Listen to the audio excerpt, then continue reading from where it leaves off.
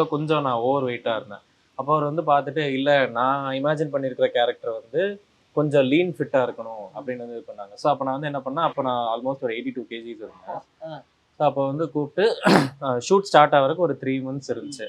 So அப்போ நான் டக்குன்னு ரேப்பிடாக ஏதாவது பண்ணணும்னு சொல்லிட்டு லைக் என் லைஃப்ல அப்போ தான் ஃபர்ஸ்ட் டைம் நான் ஒரு இன்டென்ஸ் டயட்டிங் வந்து பண்ணுறது. ஸோ அப்போ நான் இன்டர்மிட்டன்ட் ஃபாஸ்டிங் சூஸ் பண்ணி ரேப்பிடாக 8 கிலோ வந்து குறைச்சிட்டு நல்லா லீனாக வந்து நிற்கிறேன்.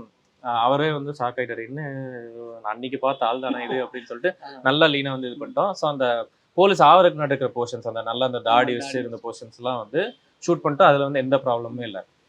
நான் அதான் டயட் வந்து ரொம்ப கண்ட்ரோல் பண்ணியிருந்தனால லைக் அது ஒரு மாதிரி ஹெல்த்தியாக ஃபாலோ பண்ணுன்னு சொல்ல முடியாது. நிறைய இடத்துல வந்து லைக் அந்த ஈட்டிங் விண்டோக்குள்ளே சாப்பிட்டு இது பண்ணல பாடி வந்து ரொம்ப லீன் ஆயிடுச்சு, நிறைய மசில் லாஸ் ஆயிடுச்சு.